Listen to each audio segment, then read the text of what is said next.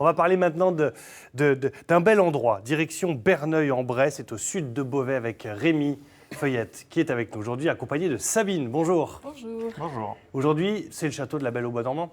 C'est la maison de la Belle au Bois dormant. C'est ça, c'est un super château pas très loin de Beauvais. Le château d'Auteuil. Château d'Auteuil, voilà. Où on peut aller un peu vivre la vie de château chez Sabine et Paul, donc, qui sont des passionnés. Avant qu'on voit les images, qu'est-ce qui a retenu votre attention ? C'est Sabine et Paul surtout, parce que c'est l'histoire d'une passion. C'est l'histoire de deux personnes qui sont tombées amoureux d'un château et qui en fait pas d'une ruine quand même pas, mais d'un château en mauvais état, un château qui partagent maintenant avec passion et qui font visiter leurs hôtes et qui est plein d'accueil, un accueil chaleureux et un superbe espace. Ah, Sabine, ce château, coup de foudre, coup de cœur. Oui. C'est une belle histoire finalement. Oui, un rêve d'enfant qu'on réalise. Donc on a toujours eu l'envie de redonner vie, moi, à une maison abandonnée au bout d'une longue allée d'arbres. Voilà. Donc on a des arbres qui sont bicentenaires et Paul, mon mari, lui, c'était un château.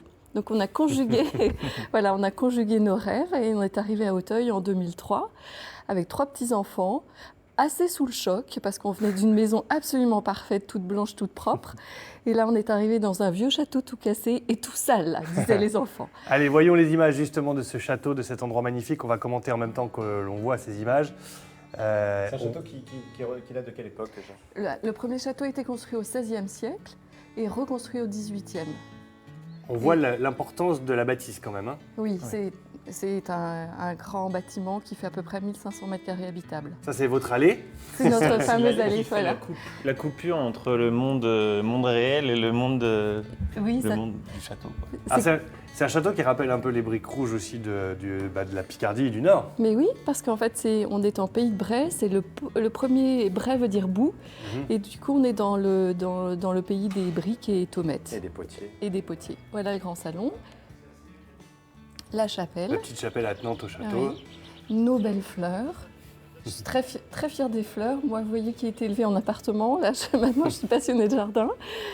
Et on a créé un jardin à l'italienne de l'autre côté du château. Ouais. Alors l'idée, c'est évidemment de recevoir du monde. On voit, voilà, ça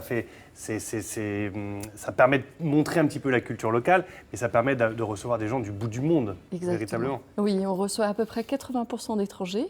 Et donc, par exemple, cette nuit, nous avions des Hollandais, des Allemands et des Suédois.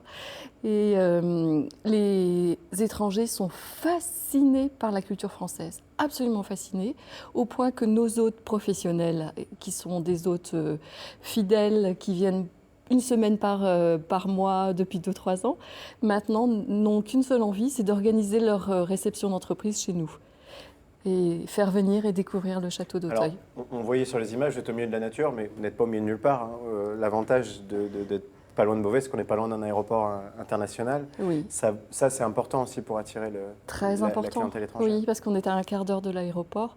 Et du coup, nous accueillons vraiment toutes les nations de Ryanair et toutes les nations des compagnies d'aviation accueillies par l'aéroport. On vit une vie de châtelain finalement le temps d'une nuit, Rémi. C'est ça. On a tous les intérêts de la vie de châtelain, parce qu'on n'a pas le ménage à faire. Voilà, ce qui est bien. Mais c'est ça, on peut profiter du jardin. Là, ça va revenir, ça va être la bonne période. On peut profiter du jardin, des superbes chambres.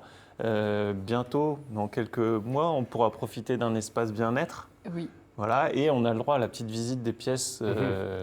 Des pièces comme la grande pièce, je me souviens de la salle de chasse, voilà, qui est vraiment magnifique. Avec des toiles d'un certain Albert de Balleroy.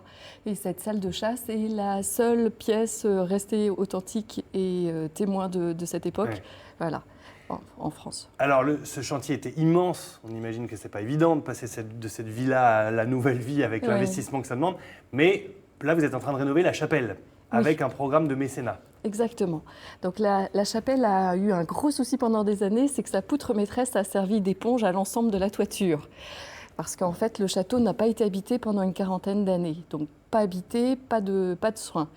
Et donc il va falloir changer la poutre de la chapelle et la toiture. Du coup, on peut participer via ce site, Gontran, qui s'appelle... Alors, qui s'appelle mécénatmh.com.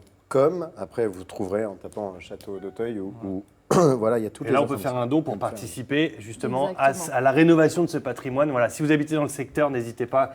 Voilà, c'est un petit geste, mais ça peut permettre aussi à ce patrimoine de ne pas disparaître. Et ça permet aussi de recevoir des contreparties, parce que les mécènes ont des contreparties qui peuvent être un dîner dans la salle à manger, D'accord. qui peut être une visite par les propriétaires ou une nuit en chambre d'hôte. Et on peut Bien. préciser qu'il y a un certain nombre de gens qui sont venus chez vous, qui sont devenus mécènes. Oui, beaucoup. Donc ça veut Des dire qu'il y a une étrangers, forme de Très bien. Merci d'amitié beaucoup. qui s'est créée. Merci à tous les deux de nous avoir bien Merci. expliqué tout cela. N'hésitez pas à aller sur le site internet du château et le site du mécénat aussi. Merci beaucoup.